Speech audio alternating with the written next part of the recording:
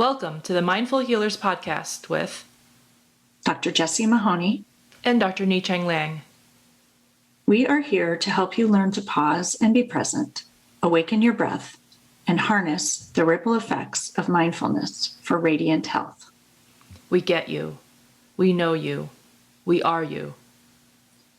We have both been successful on the surface, yet struggling underneath. We have both had cluttered brains, been overwhelmed, and exhausted. We're healers who have found solutions and want to share them with you. Join us here to discover a better way. Welcome. A reminder that our podcasts should not be construed as medical advice. Our intention for today's podcast is to realize that we can simultaneously accept in this particular moment that many aspects of the healthcare system are broken. And yet, at the same time, we can choose to change our own microsystems by embedding mindfulness into our own practice of medicine so that we can remain grounded and in alignment with desires to continue to practice medicine, more so on our own terms, allowing the ripple effects of mindfulness to help change the system by being your own change that you want to see. We hope that you will discover while listening that though the medical system is changing, it's changing slowly. And that what is within our control is to create spaciousness in our own lives and in our own practice of medicine, using the practice of mindfulness and other tools so that we can be a part of the solution. Takeaways will include the fact that if you are open to the possibilities of practicing mindfulness on your own terms, and if you're intentional about setting the intention to allow it to seep into all the nooks and crannies of your life, you can build a mindful scaffold for yourself and everyone around you.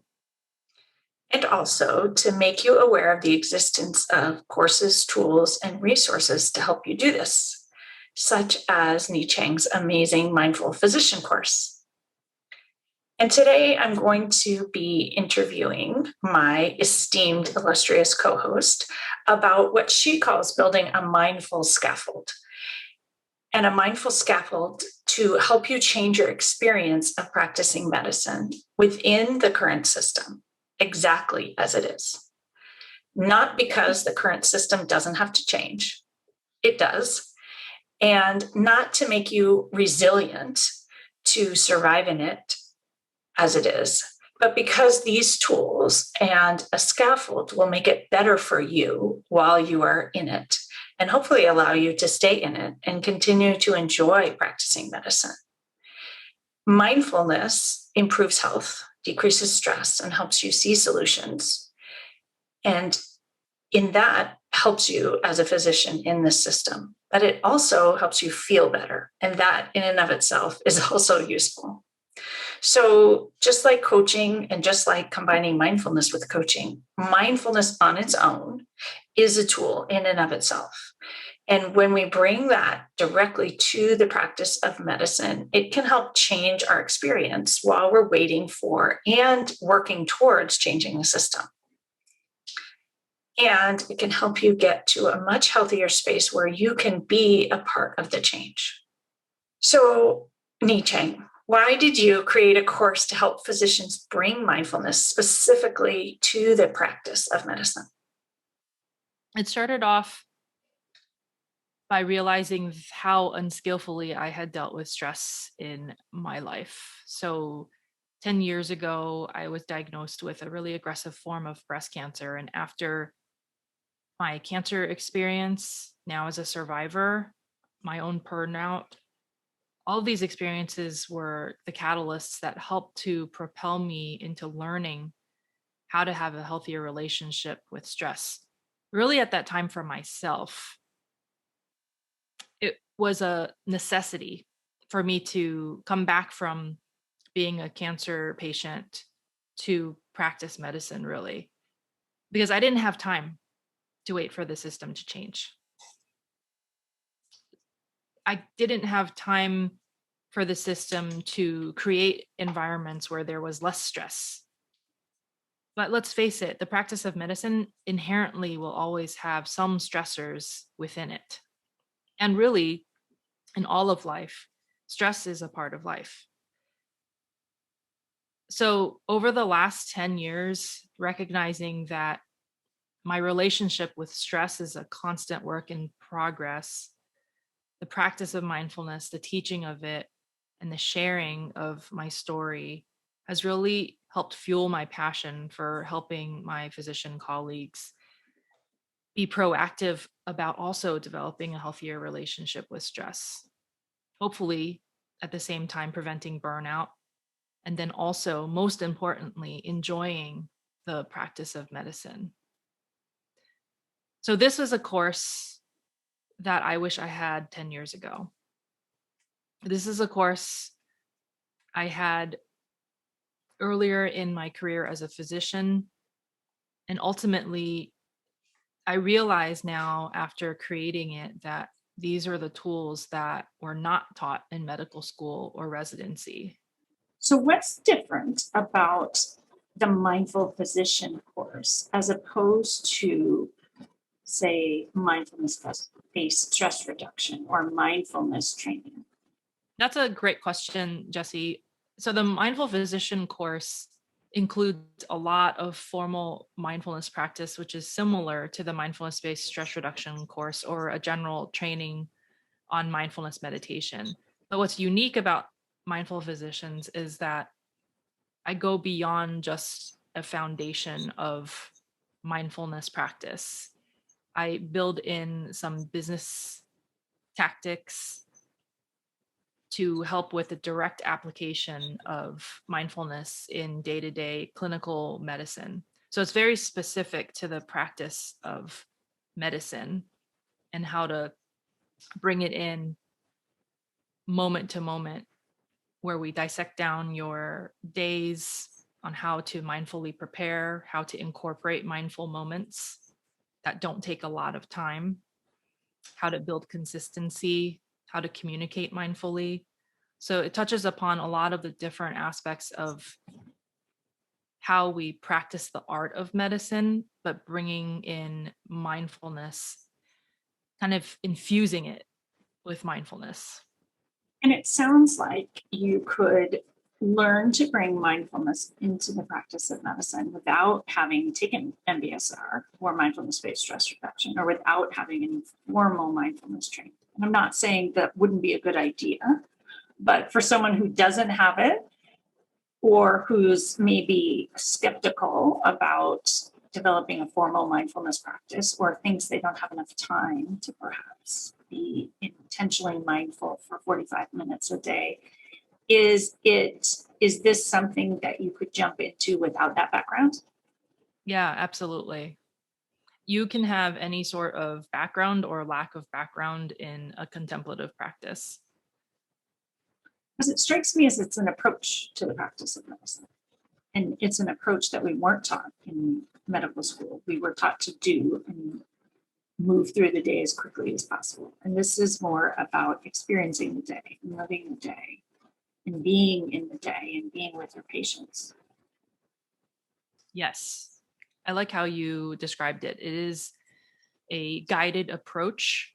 The scaffold I have for participants, however, it's the colors of the scaffold or like the sizes or the different shapes that you might bring into the scaffold that make it very personalizable, because all of us practice in medicine in similar ways, and yet the different healthcare systems, our practice groups, all of those aspects of our practice of medicine is very different. And so there is no kind of one size fits all approach to wellness programs, and also even to the application of mindfulness into the practice of medicine. But I do think that a basic scaffold grounded in a very firm and strong foundation, can create the spaciousness and yet at the same time allow the physician to personalize the experience for their I have needs. an idea on my own of what you mean by a scaffold, but I'm actually wanting you to explain more specifically what you mean by that. Because I have a feeling that we all have a different, when someone says a word, we all have a different interpretation of what that means.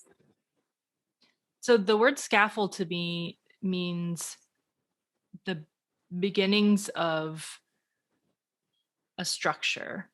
Like, for instance, when a building is getting constructed, there usually is a scaffold around the building that will help to shape the eventual building and to support the building in its earlier stages.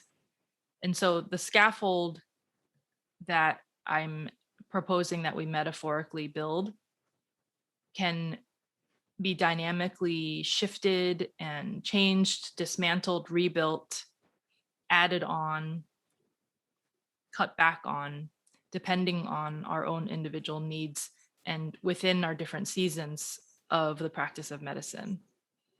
So that's kind of what I mean by scaffold.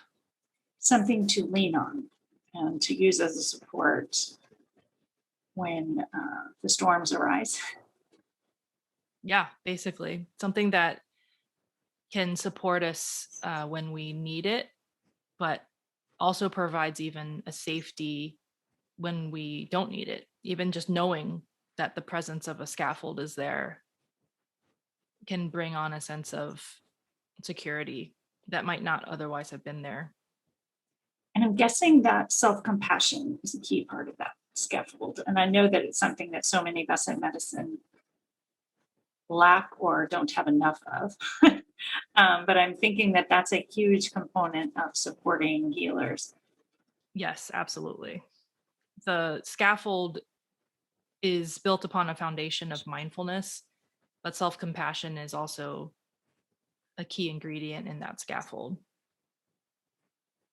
It seems like all of the components of mindfulness that we keep recurrently talking about in this podcast are all really critical components of practicing medicine. And I want to use the word well, and interesting because I want to use it in multiple capacities, like doing a good job, but also well and healthy for us. And if you think about like noticing and awareness and curiosity and non-judgment, and I'm going to miss a few, but non-striving and all of those things to sort of be an experience and intention, that would in and of itself make the practice of medicine feel much more easeful and comfortable, and also be much more rewarding for everyone involved.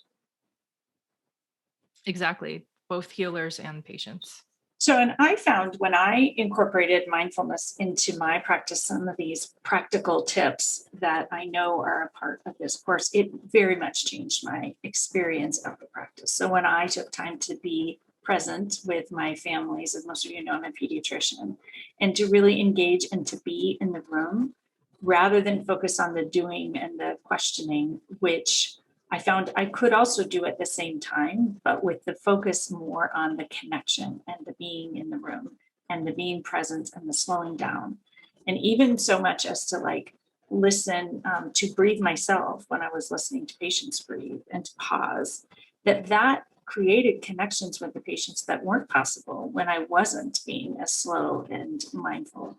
So I can imagine that these tools would really change the experience and the practice of medicine for people who choose to bring them into their practice.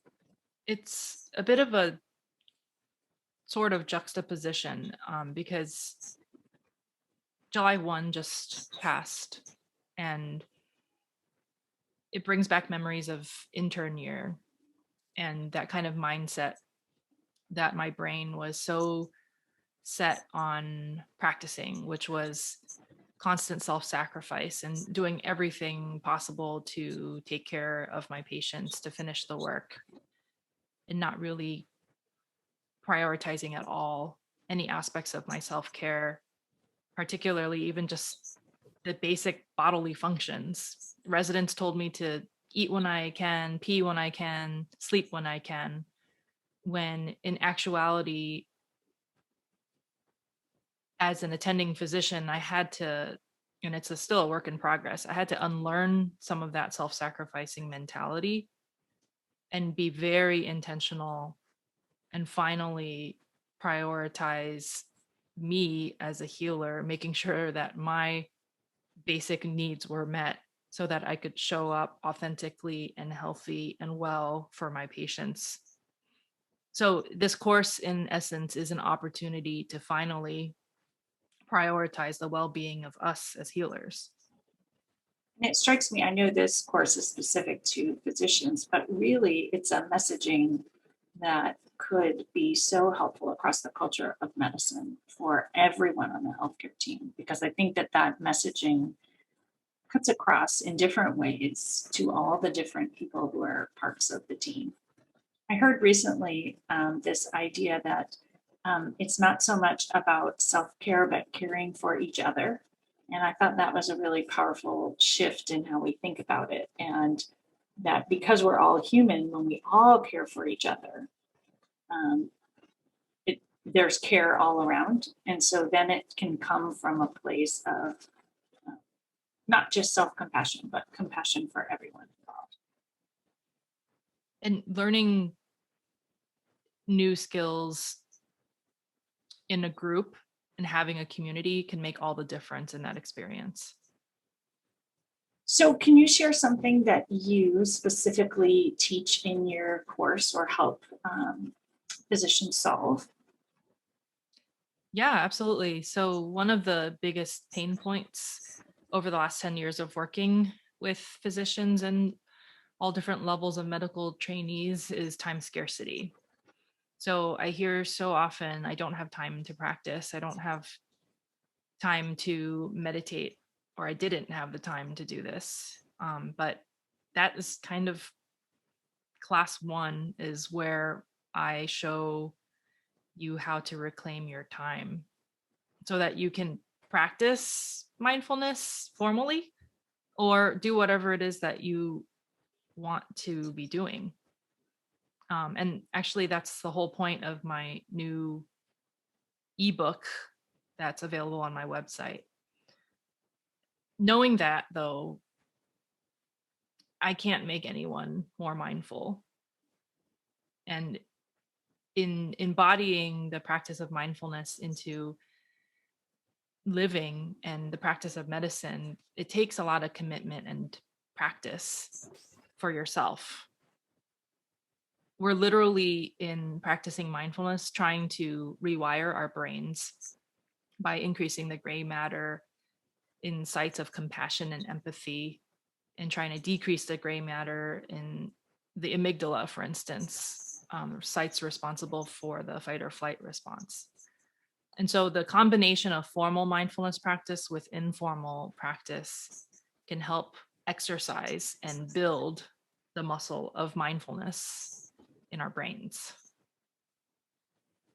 In my experience, too, mindfulness and coaching and intention can actually create time. It doesn't literally create time, but it gives you back time because you spend less time and less energy resisting what is and judging yourself. And things like shame and guilt, which uh, are lessened by compassion and awareness and noticing and non judgment, then you're not wasting time and energy on those. And so you do actually find that you have more time. And so I feel like mindfulness, when you use the word creates time, which I know is not on a technicality true, but it gives you back time that you would otherwise be spending on other things.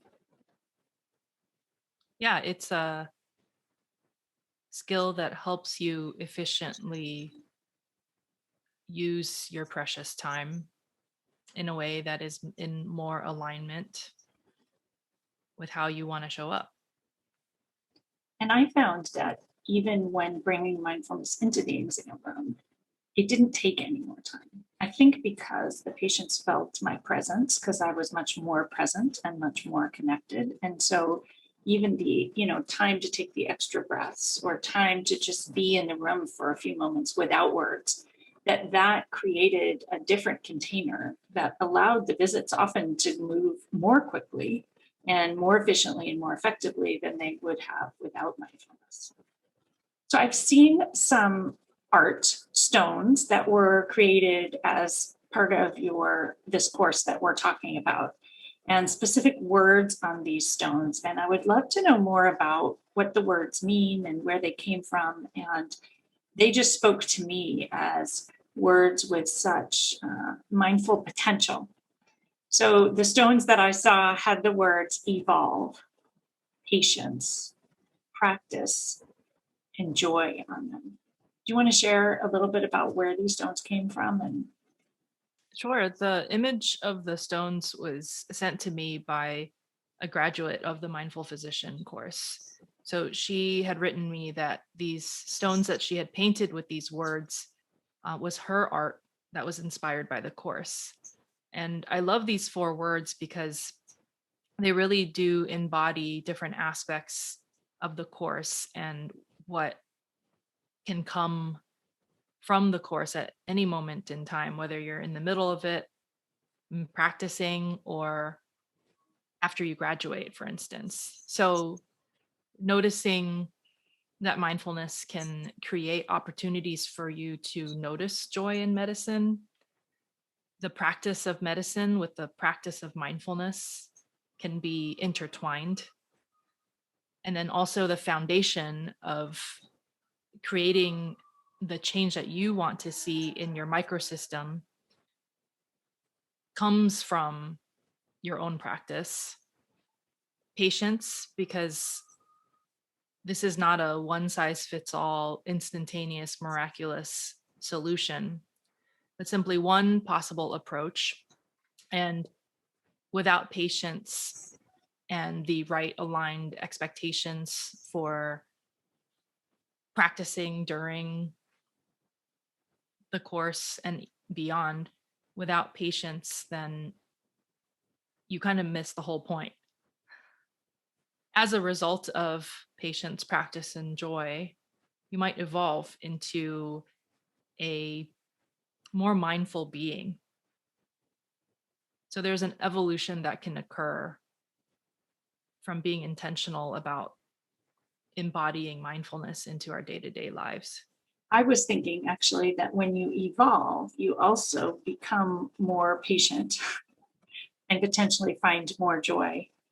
And I wanted to reflect on the joy also because we talked a bit about delight before, and this idea of joy for some people is very attainable and speaks to them. And to some people, the thought of joy in the practice of medicine may not resonate. And so just to realize that it's maybe the practice of enjoying or finding pleasure or finding connection. For me, connection is joy. And so I wouldn't so much connect to the word of like joy in practice, but finding and experiencing human connection is what lights me up and makes me feel alive. And so maybe for some, I just wanted to raise the idea that we have different versions of joy. And so if any of those words are not exactly your word, you get to come up with your own word that helps you have the experience of your work that works better for you. This idea of choice is so important because as healers, I want to also remind everyone that as healers, we have so much choice. And you can be the change that you want to see in medicine, however small or big an impact you want to make or not make. You can choose and you get to choose. I think that's a key point because I hear from some physicians who feel because the system is broken that it's also our job to fix it. And for some people, where their zone of genius or their zone of passion or what makes them come alive is actually just still practicing medicine. And we don't all have to turn away from that. What we should pay attention to and be mindful of is what makes us come alive, and use mindfulness to help us see that better and connect with that better and do more of what we love. So we wanted to end, as our usual, with some reflection questions. What could the practice of medicine feel like if you had a scaffold of mindfulness to support you? What if you embodied mindfulness and in practicing it, noticed spaciousness in your life? How could you be the change that you want to see, not only in your own practice, but within your healthcare organization or nationally or in any medical institution that you may be a part of? What if practicing mindfulness enabled you to live your passion, including your love for the practice of medicine? So, Nicheng, how can people find out more about joining you for this experience and in learning how to incorporate mindfulness into the practice of medicine to hopefully bring back some of that love and passion to their work? I'm enrolling now for the Mindful Physician course. So, this is an open invitation for you to join me and the community of physicians on this journey of exploration to build your own scaffold for mindful living and therefore the mindful practice of medicine. Your own scaffold might be enough for you now, but who knows? It might expand. You might build new scaffolds. You might tear parts or the entire thing down for yourself. You might build new ones for your healthcare organization or nationally. And that's how you can be the change that you want to see in the system. So, the link to find out more about this program is in the show notes, as are links to find out more about working with Nicheng on mindfulness and working with me on coaching or joining me for a coaching and yoga retreat. And we would be most grateful if you would continue to share this podcast far and wide with those who you think might benefit. We love seeing your stars and reading your reviews. It helps us know that we are bringing value to all of you, and we are extremely appreciative. Stay tuned for next week's episode, where we will learn about the power of taking an intentional and a purposeful pause. And please stay on after the singing bowl for today's mindful reflection. Thanks so much for listening. As always, if you want to declutter your mind, be more present, and start truly living your one wild and precious life, come find us at the mindfulhealerspodcast.com. Work with one of us. Work with both of us. Start or uplevel your mindfulness practice. Discover how mindful coaching can change your life. Or even better, do both as part of our Mindful Healers programs and retreats. You can find links to find out more about our programs and join our communities at themindfulhealerspodcast.com. Reach out and get started on your journey to a life better lived today. The content of this podcast is not meant to be medical or life advice. If you choose to participate in our mindful moments, please do so safely.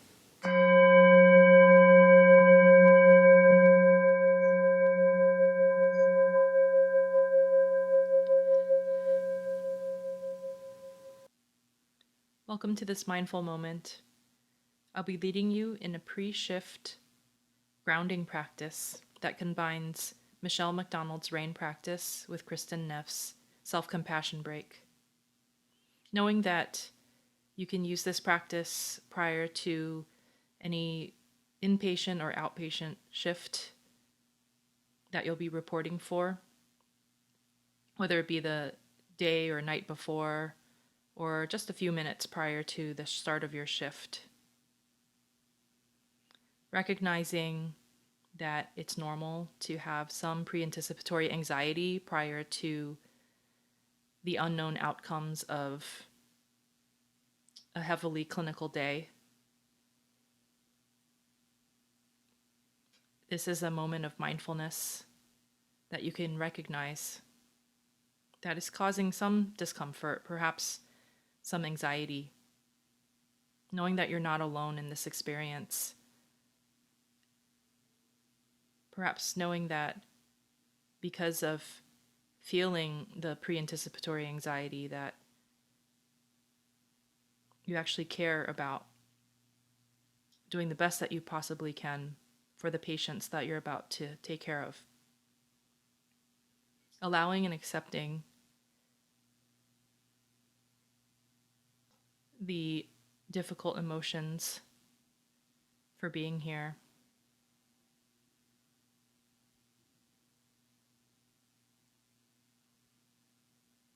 And then investigating, grounding into the body sensations of what you're actually feeling in the felt senses of the body. Perhaps naming the emotions that are coming up for you.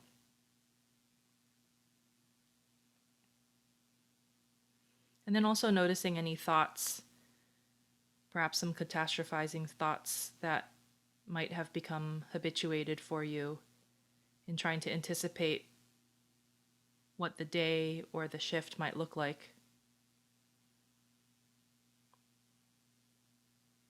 Recognizing that these are only thoughts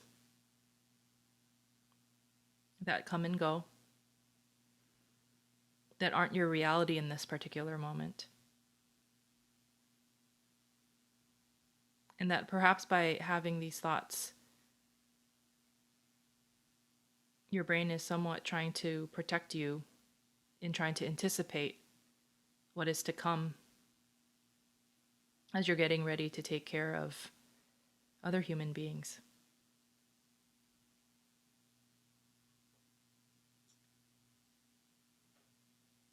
And now allowing this opportunity for you to nurture yourself.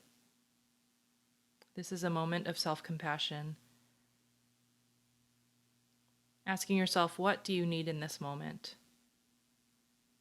And perhaps it's sitting quietly for a few moments, taking some deep breaths. Perhaps it's grounding into the felt sensation of the support of the ground beneath your feet. Knowing that you will be starting this next shift, this next intense period of clinical care with support. Reminding you that you're not alone.